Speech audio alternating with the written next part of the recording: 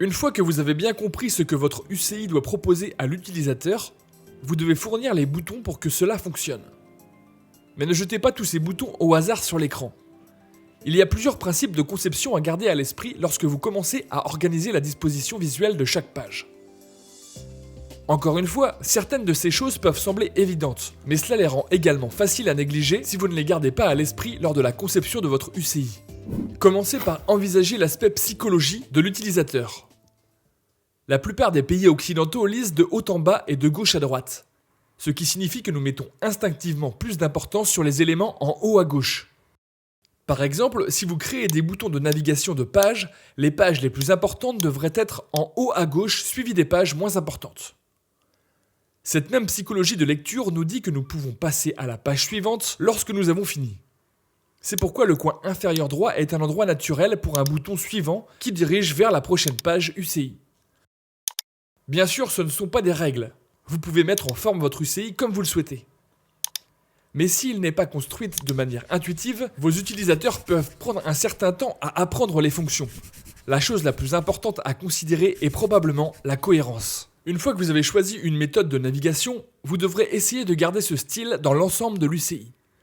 Vous ne voudriez pas avoir un menu de navigation horizontal sur une page et vertical sur l'autre, ou pour des pages qui changent aléatoirement leur ordre ou leur taille.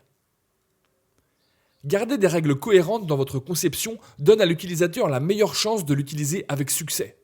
L'important n'est pas limité à la navigation des pages, bien sûr. Il existe de nombreuses façons de souligner l'importance d'une action. Pensons à nouveau à notre lecteur audio. Il y a beaucoup de boutons que vous pouvez utiliser, mais le bouton play est probablement le plus important. L'emplacement et la taille du bouton permettent de dire à l'utilisateur que c'est la fonction la plus importante de la page. Vous pouvez également utiliser des espaces vides pour indiquer l'importance d'un objet.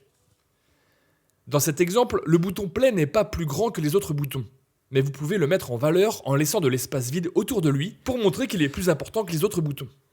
Beaucoup de designers ont peur de l'espace vide parce qu'ils pensent qu'ils doivent remplir la page. Mais l'espace vide peut souvent être votre ami. Il sépare les objets qui ne sont pas semblables, en montre l'importance et aide à garder votre conception simple et facile à comprendre. Et encore une fois, trouver un style cohérent est important. Si vous enseignez à l'utilisateur qu'un bouton important ressemble à ceci sur une page, vous devrez probablement garder cette esthétique pour d'autres boutons importants sur d'autres pages. Un outil que vous avez dans votre boîte à outils est la couleur. La couleur n'est pas seulement utile pour embellir les choses, mais elle peut aussi communiquer différents sentiments et émotions. La couleur rouge par exemple est souvent associée à des émotions urgentes telles que la panique et le danger, ou la nécessité d'un arrêt d'urgence. D'un autre côté, le vert est une couleur plus calme et nous l'associons souvent au début d'une action. Modifier les couleurs des différents boutons donne à l'utilisateur une perception immédiate de la nature de ces boutons sans même qu'il le réalise. Dans le même ordre d'idées, si l'intégralité de votre UCI est rouge, vous risquez de stresser votre utilisateur. Il y a beaucoup d'avis différents sur la couleur, beaucoup plus que nous ne pouvons en montrer dans cette vidéo. Mais si vous pensez à une roue de couleur de base, il existe des moyens faciles de trouver des couleurs qui s'assemblent bien. Les couleurs complémentaires sont les couleurs sur les côtés opposés de la roue. Il s'agit de combinaisons telles que rouge et vert, violet et jaune, ou bleu et orange. Les couleurs complémentaires sont pratiques car elles présentent le contraste le plus élevé les unes par rapport aux autres, ce qui est une excellente façon de marquer une distinction entre les objets. Mais si vous abusez des couleurs complémentaires, l'expérience peut être très perturbante car il n'y a plus d'endroit confortable à regarder. D'autres modèles de couleurs impliquent des couleurs semi-complémentaires, des couleurs triadiques, etc. Cela vaut également la peine de penser à la différence entre les couleurs chaudes et les couleurs froides et de leur effet sur votre utilisateur. Bien sûr, lorsque vous commencez à penser à la couleur, vous aurez peut-être à considérer la charte graphique de l'entreprise du client. Si leur logo est bleu, vous voudrez peut-être l'utiliser comme couleur principale dans l'UCI. La plupart des grandes entreprises disposent d'un guide de style qui spécifie les couleurs qu'elles utilisent ainsi que les règles qu'elles appliquent pour l'utilisation de leur logo. Il est important d'en prendre connaissance avant d'associer par hasard leur logo à la couleur de leurs concurrents. Bien sûr, vous ne pouvez pas compter entièrement sur la couleur. N'oubliez pas que beaucoup de gens sont daltoniens et vous ne voudriez pas les laisser dans l'oubli. Il existe en fait beaucoup de simulateurs de daltonisme gratuits que vous pouvez trouver sur internet, sur lesquels vous pouvez envoyer une capture d'écran de votre UCI pour voir à quoi il ressemblerait pour un utilisateur daltonien. La couleur est donc utile, mais ne doit pas être votre seul outil. Dans cette idée, vous devez peut-être considérer comment différentes personnes apprennent de façon différente. Certaines personnes apprennent mieux en lisant, d'autres par l'image, d'autres par l'association spatiale. Donc, si vous mettez de la souplesse pour faire appel à de multiples styles dans votre conception, il est intéressant de l'envisager. Dans Q6, vous pouvez ajouter des icônes à vos boutons, ainsi que des labels, ce qui peut être un bon moyen de satisfaire les différents types d'apprenants.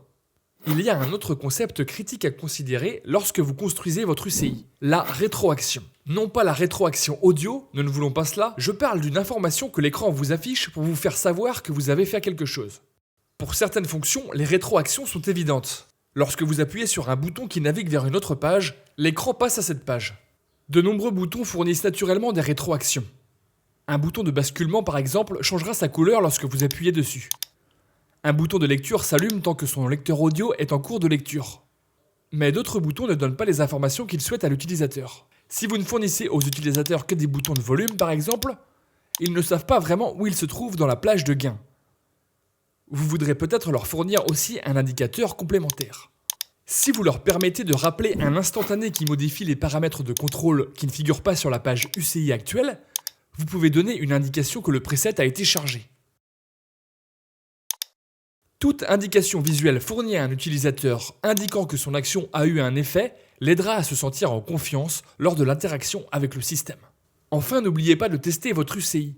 Pas seulement vous-même, demandez à d'autres personnes de le tester pour que vous puissiez mieux vérifier son intuitivité. Vous pouvez en apprendre beaucoup en regardant quelqu'un lutter pour naviguer dans vos menus, ou en voyant où ils vont pour effectuer certaines tâches. Essayez de laisser votre ego derrière vous et apprenez d'eux plutôt que d'essayer de leur apprendre comment vous voulez qu'ils utilisent le système. Donnez-leur une chance à accomplir et voyez s'ils peuvent y arriver par eux-mêmes. S'ils ne peuvent pas, cela peut être un signe que votre UCI a besoin d'un peu plus de travail. Donc ne soyez pas trop fiers de votre conception trop tôt. Ce n'est pas juste parce que vous l'aimez qu'elle est utile à quelqu'un d'autre.